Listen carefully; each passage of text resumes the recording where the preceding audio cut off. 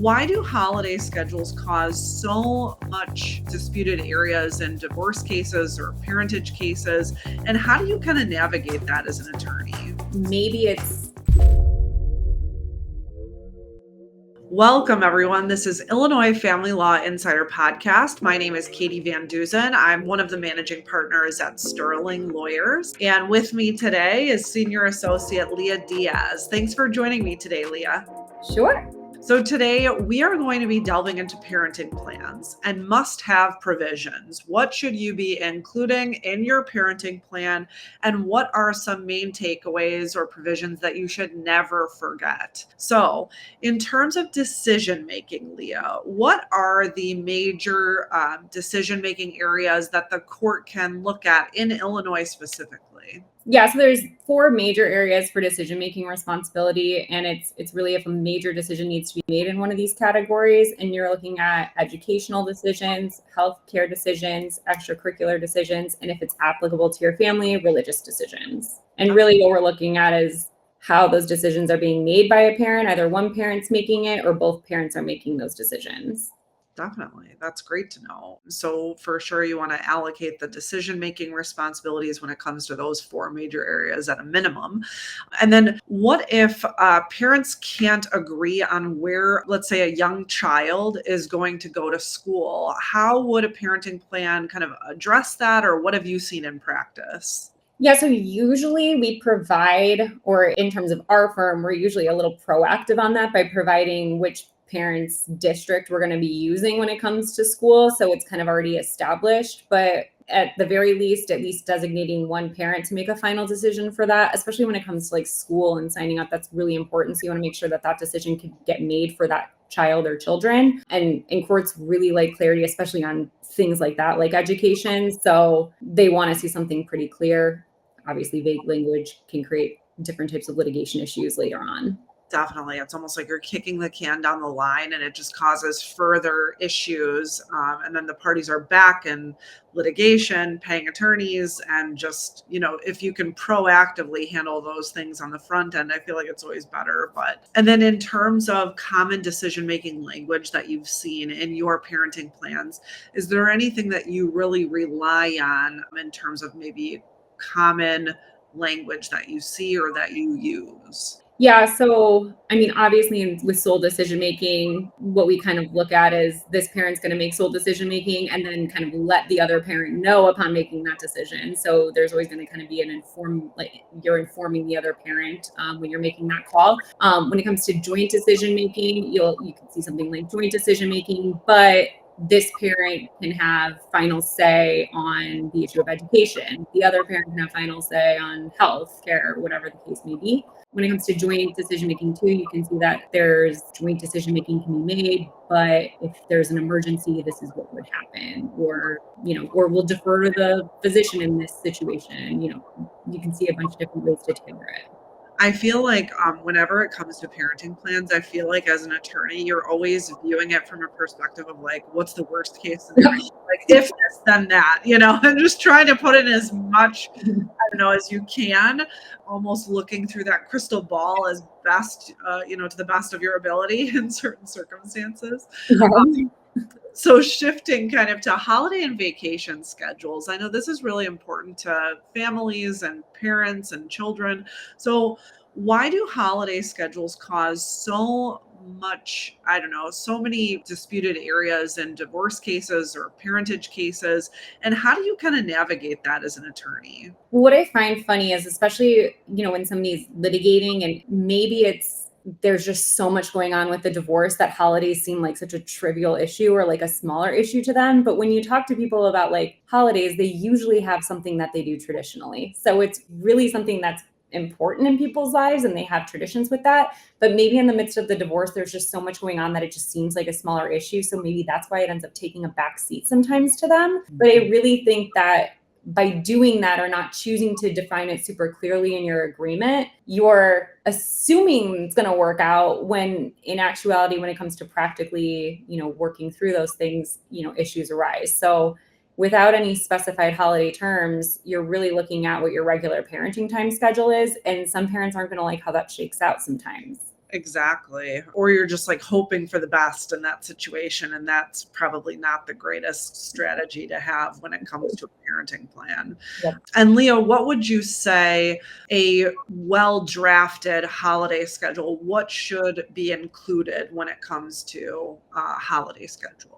Yeah. So I think with our firm in general, even if somebody makes it seem like if holidays may not be an issue, we really don't take that, as the answer. We really want to make sure we're really clear with that, just because again, this is a default that you want to be able to look back to if there is a problem, right? So even if you think it might work out, let's just put some clear terms in here to make sure that if there is an issue, you have this. So what you want to be clear of is you're specifying the holiday. Which holiday are we talking about? And what times are we dealing with exchanges? So if it's Thanksgiving, do you want that to be for your family? Do you want that to be the Wednesday before Thanksgiving through the weekend? Do you want that to be just Thanksgiving Day? What times? What are we looking at? And really be clear about that so that you can make sure if there's an issue, well, this says 6 p.m. pickup on Wednesday before Thanksgiving, 6 p.m. drop off on that Sunday. Beautiful. Also, each parent's probably going to want that holiday at some point. So alternating is kind of the most common way I've seen.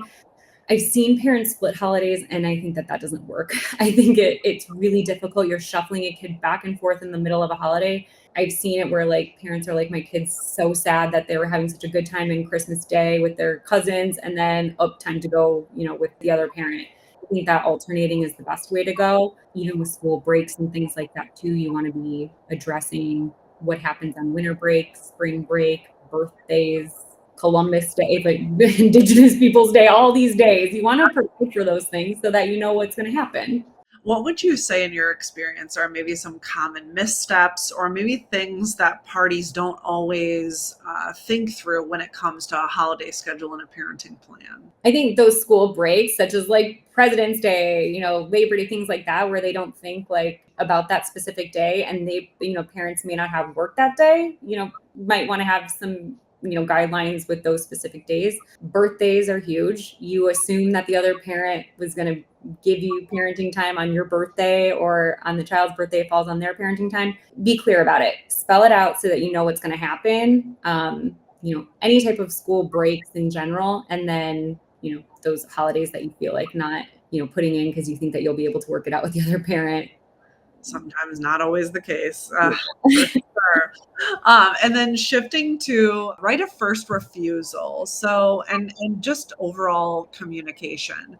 What is right of first refusal for those listeners or viewers who really have no context or have no idea? And why is it that maybe it could be overlooked by some people? So I actually love the right of first refusal. And I think that people think it's not a big deal, but it actually really is, because there's a misconception of what right of first refusal is. Really, the purpose is if a parent is not going to be able to take care of their child during their parenting time for X amount of time, usually 8 hours, overnight, 24 hours, whatever the case may be, the other parent has the opportunity to have time with their kid before anybody else does.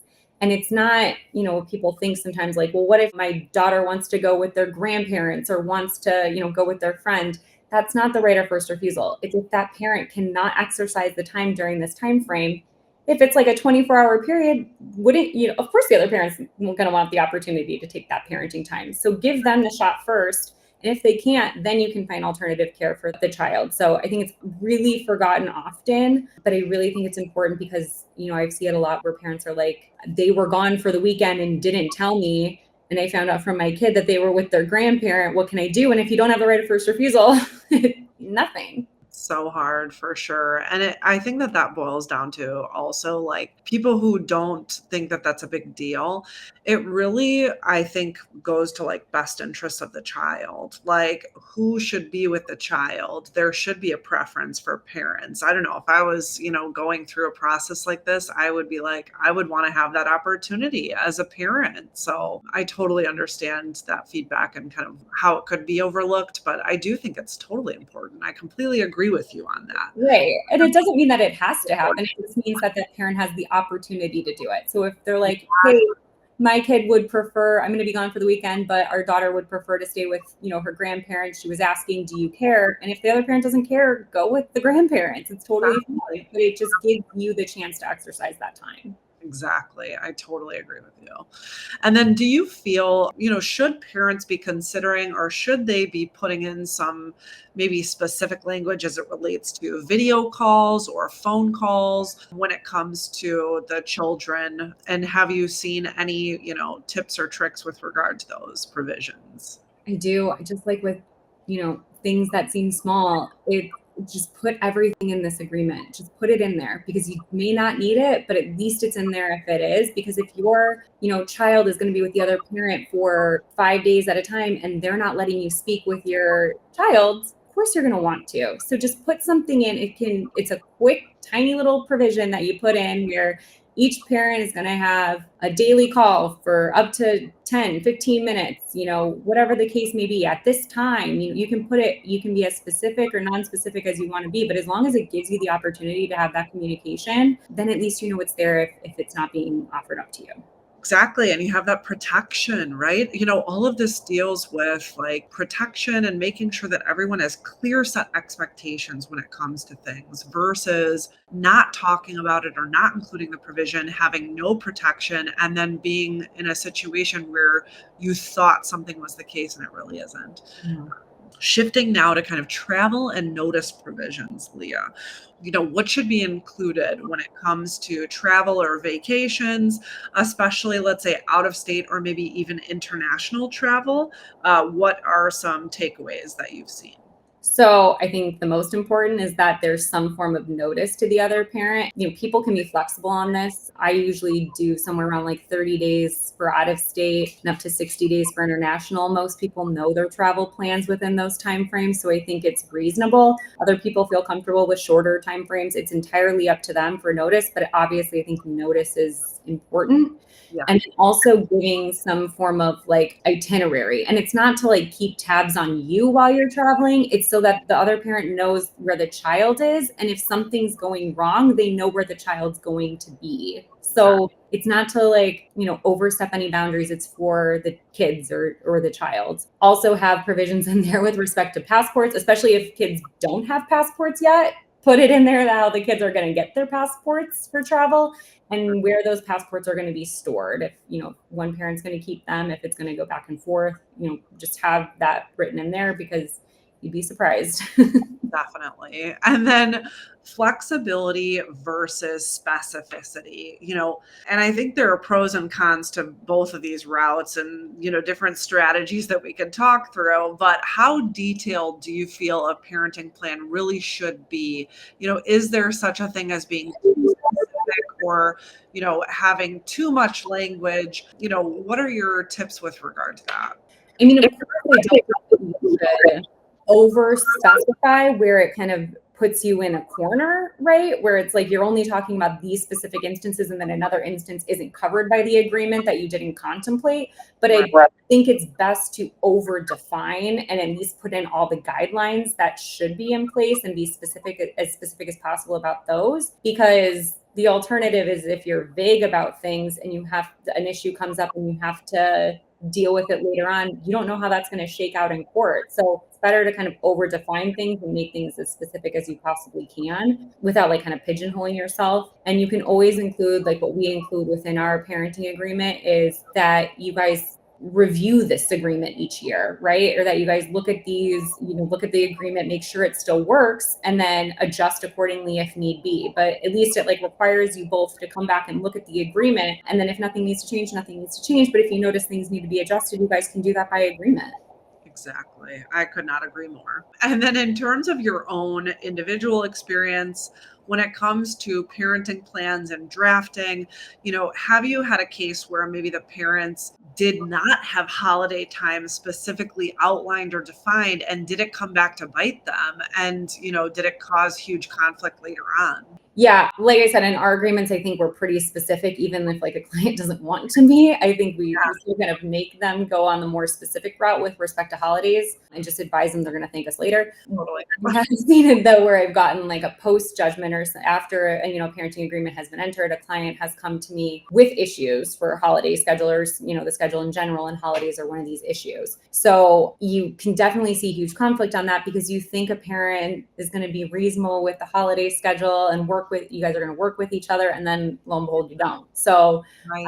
you can certainly see issues. And again, you really don't know how that's going to pan out in court. So you're just rolling the dice. So true. And it's better to avoid that in general. Like, just be specific, make sure you have clear set expectations, and it will save you not only time and effort, risk, and also money from litigation. So, it just makes the most sense. And then, Leah, in terms of a parenting plan, have you seen a parenting plan that handled communication really well and maybe helped avoid additional litigation in the future? And if you did see that or have experience with that, kind of what were the main takeaways from that particular parenting agreement? Yeah, so I think when we're all drafting our parenting agreements, at least with our firm, you don't just say they have joint decision making with medical decisions. You don't just say they have joint decision making with educational. You can say that, but then it also comes along with things that you guys are in agreement with or can be established now so that you don't run into those issues later. So, like, for example, medical, you can provide that the kids are still going to continue to see their current physicians. So if a parent decides they want to change, well, your agreement says they're going to stay with this person unless there's an issue with insurance or whatever the case may be, and then provide for some provision or how we're going to find the new, physician for the kids. You can provide for these things. What's going to happen? Extracurriculars, what sports the kids participate in, they're going to continue to participate in those things. There has to be an agreement if there's a new activity. All these things can be provided for, and why not provide for as much as you possibly can? Because I've had people come back to me and be like, thanks for making me put that in because it's really worked out. It was going to be an issue. It's not an issue, great.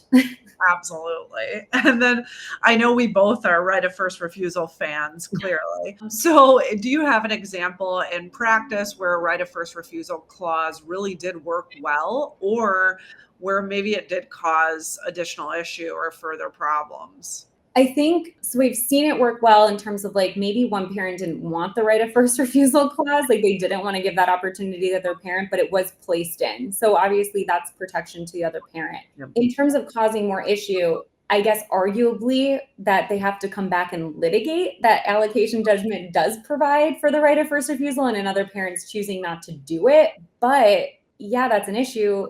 But at least their default is what's in this, agreement is that they are going to comply with it. So it's protection for them. Sure, they may have to litigate something or enforce something later, but their language provides for that and protects them. Correct. I could not agree more. And then kind of just wrapping up with a few additional questions, Leah. So what would you say is one thing that you always, and I mean always, recommend when it comes to including this in a parenting plan for, your client?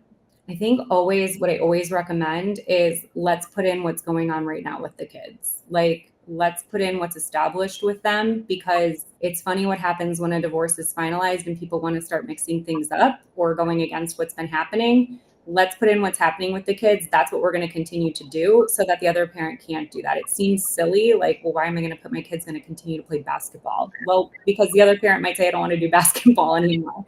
So I think just like really sticking with what's been going on with the kids and putting that in just establishes that in the agreement. Absolutely. And then what would you say is the most common mistake sometimes people make when drafting or preparing their parenting plans without an attorney? Most people, if they're doing it without an attorney, use the form for the parenting plan, which is something that's provided for by, the Illinois courts. It's like a template form that people just kind of check boxes on. Huge mistake, because it doesn't provide for all the details of things that, the attorneys can draft, establish those status quo, set those expectations. It's really just this template draft. And I know you think you're saving yourself money now, but when we say issues come up with kids, they really do. And you really see that happening, especially with those templates. It's so true. It's like investing time and effort now to make sure that parenting plan is detailed and correct and done well versus paying the price later on down the line. And then if someone already has a parenting plan, but it is vague or maybe not as detailed, what can they do to maybe try to fix that or to add more detail in? Obviously, of course, if there's an agreement, that's the easiest way to go about that, by entering an agreed order, kind of clarifying or making, specific language on that. If issues arise, what we're really looking for is maybe to clarify that judgment in some sort of a post-judgment action where, you have one interpretation of a specific language and the other person has another interpretation of a language, what you're asking the court is to kind of clarify that, and then we'd be able to put in specific language into the agreement to make it more clear. Again, I think these things can be avoided in the beginning, but if it is vague, those are ways that you can kind of fix what's already been done. Definitely. And talk to an attorney. An attorney will be able to tell you pretty quickly whether or not something can be maybe salvaged or modified or updated or changed based on maybe a review provision or something else, and try to just help support you through that and make sure that you're protecting yourself, your kids, and, again, setting those clear expectations. It always helps to vet that sooner rather than later. And put it all out there. So thanks so much, Leah, for joining me today on Illinois Family Law Insider Podcast. And I appreciate your time today. Of course. Thank you. A detailed parenting plan can often avoid a lot of conflict, but one of the biggest assumptions that parents still make is that 50-50 parenting time is the legal default. It's not. In fact, Illinois courts take a very different approach, and whether you actually get equal time depends on far more than just what you and your co-parent want. In the next episode, we break down what really happens when you ask for 50-50 and what the courts look for behind the scenes. So I will see you over there.